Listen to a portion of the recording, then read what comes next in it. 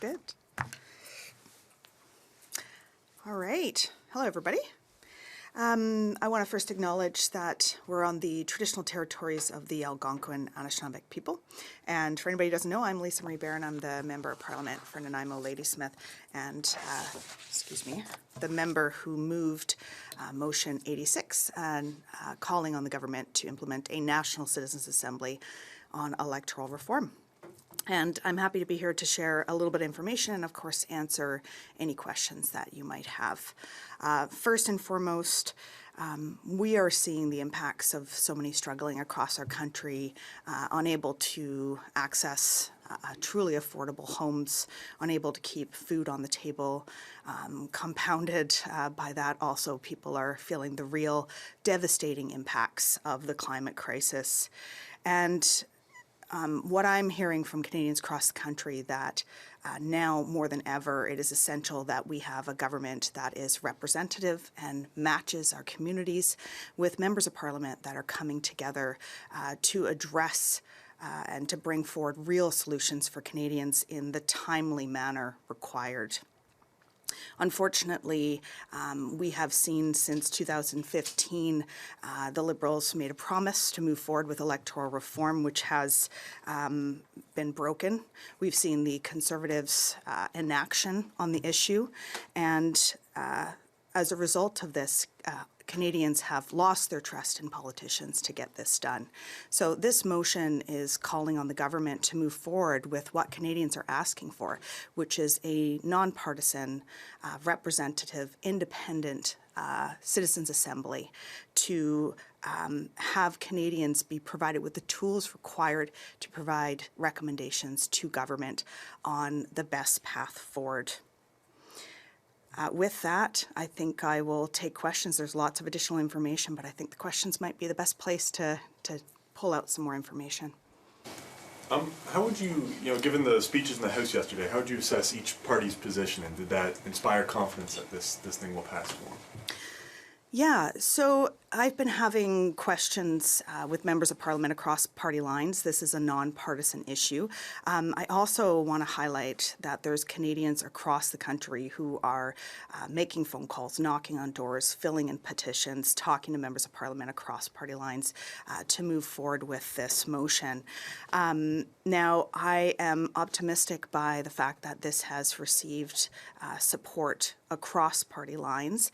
I'm optimistic by the fact that this has reignited an important discussion that was collecting cobwebs for a little while there, and also by the fact that we are seeing members of Parliament, regardless of party affiliation, saying yes, this is the path forward and we need to be supporting this.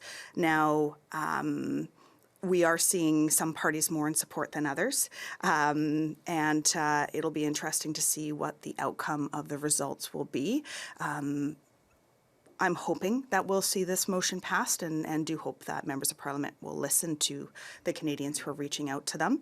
And if this motion is not successful, I do think that it's been successful in bringing people together, united on a discussion on how to best move forward and a path forward, in the hopes that we'll see members of Parliament acting on this.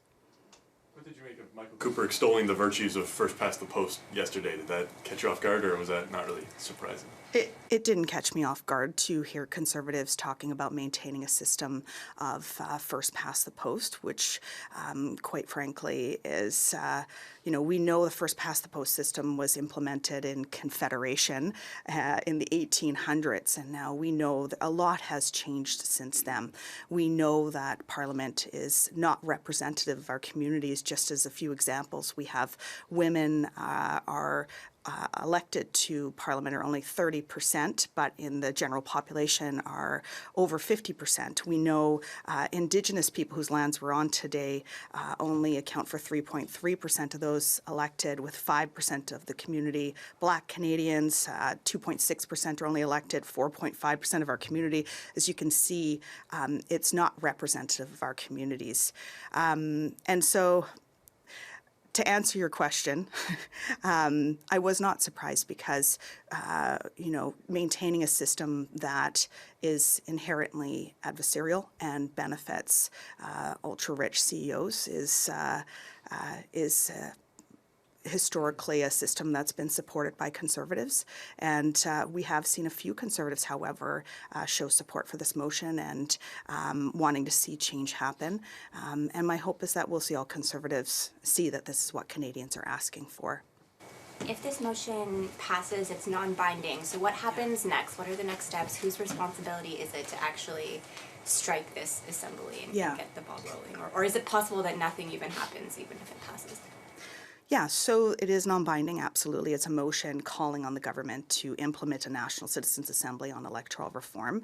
And so ultimately, you know, the Liberals could move with this today. The Liberals could have moved with this many years ago.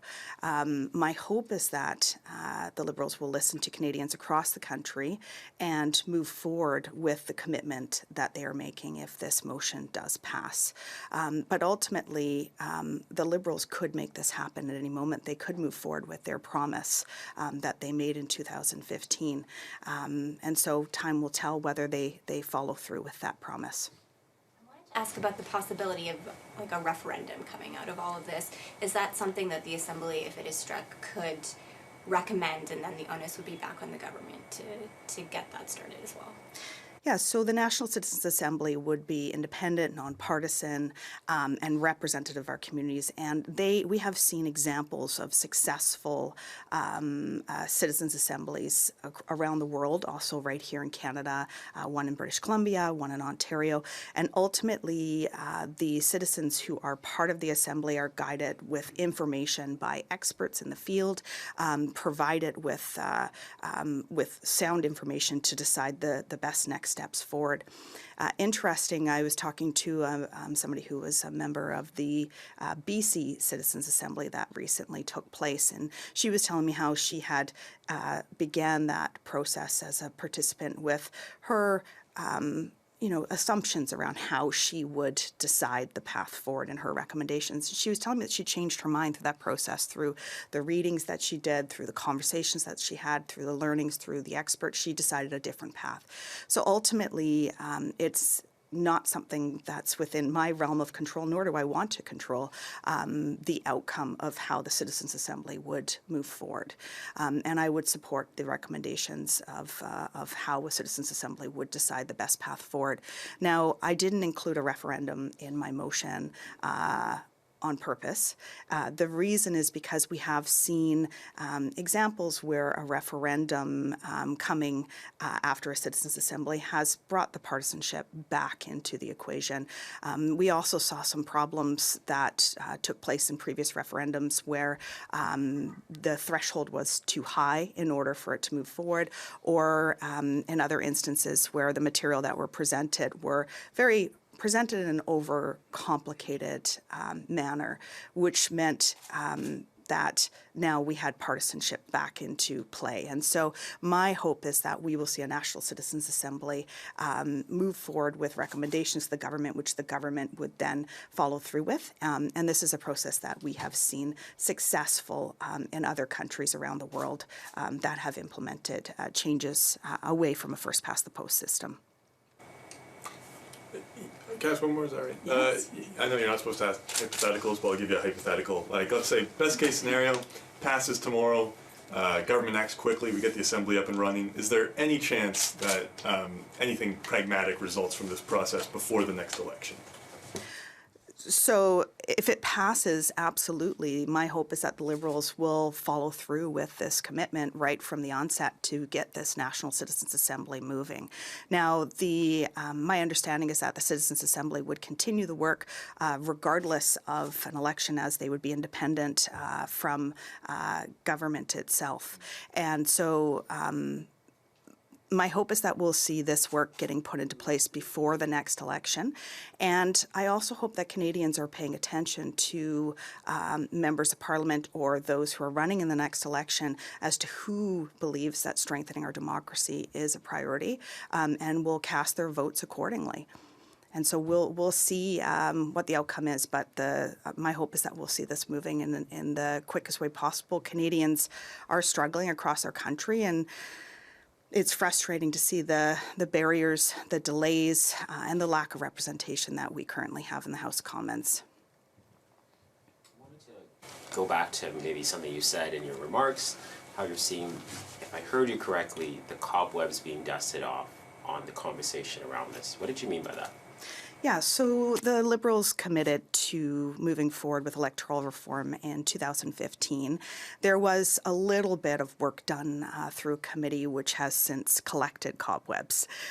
We have not seen any action taken to date. And so many Canadians across the country are feeling hope once again to see this being debated in the House of Commons, to see conversations happening in our communities around why this is important, and to see a vote coming tomorrow where all members of Parliament will be held to account on their opinion as to how to best move forward and whether they feel that this motion is a step in the right direction. And so the cobwebs comment was referencing the lack of action that's been taken to date and the hope that Canadians are feeling as a result of this motion coming forward to see changes to our electoral system that encourages members of Parliament to work together and to implement solutions in a timely manner. Do you notice whether there's a willingness in the Prime Minister and his team to dust off those cobwebs along with you and other people? I mean, we heard some comments from the Prime Minister about electoral reform. Are you seeing any movement there? I am seeing movement absolutely in that. As you saw, the seconders on this motion, there were many Liberals who have seconded this motion. I also know that there are other Liberals, because there's only a max of 20 members of Parliament that can second a motion. I know there are other Liberals as well who are very much in support of this moving forward. Now, has it been an easy process to get the Liberals moving forward with electoral reform? No, they have made this commitment before and have not moved forward with it. My hope is that with the pressure that we're seeing from Canadians across the country, that they will be following through with the promises to strengthen our democracy that they've been making for many years now. The Prime Minister has talked about the need to build consensus, and I'm just wondering if, I know, Ben Lobb seconded this motion, but if most Conservatives vote against it, does that not, does the Citizens' Assembly still have the legitimate authority to explore these issues without the consensus from Canada's second largest party? Yeah. So listen, what I should say is the Citizens' Assembly is nonpartisan. It's independent and it's representative of our communities. And so regardless of how somebody votes on this particular motion, if we move forward with a National Citizens' Assembly on electoral reform, the outcome of the recommendations that would result from this assembly would be nonpartisan.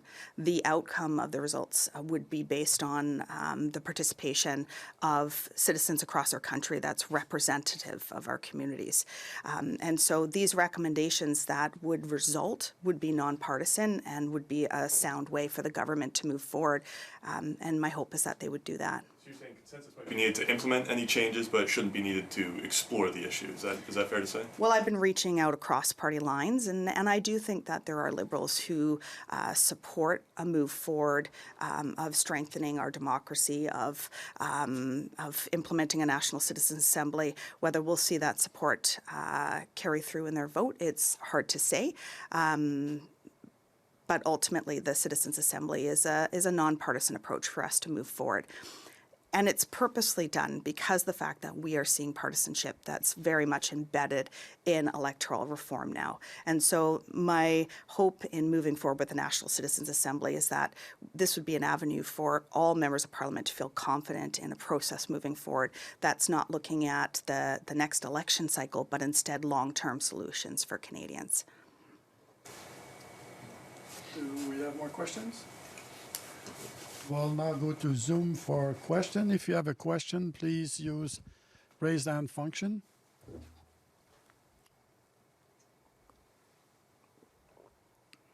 That's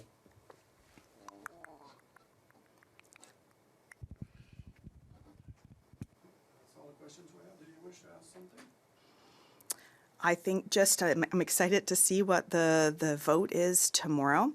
And I have to say that this has been a really positive experience to be able to put forward this motion. We're seeing the rise in adversarial politics in the House of Commons. We're seeing now more than ever that Canadians need to see real solutions being implemented, and this has been a positive discussion and a positive solution being put forward to instill hope in Canadians on a path forward where we're strengthening our democracy. So my hope is that we'll see the vote matching tomorrow to get us to pass this through, and if not, I can assure you this is something that I'll keep pushing alongside my NDP colleagues to see changes on members of Parliament working together.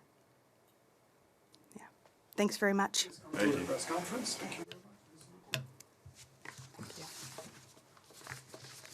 Thanks for being here. Okay, thank you. Take this. Okay, take care.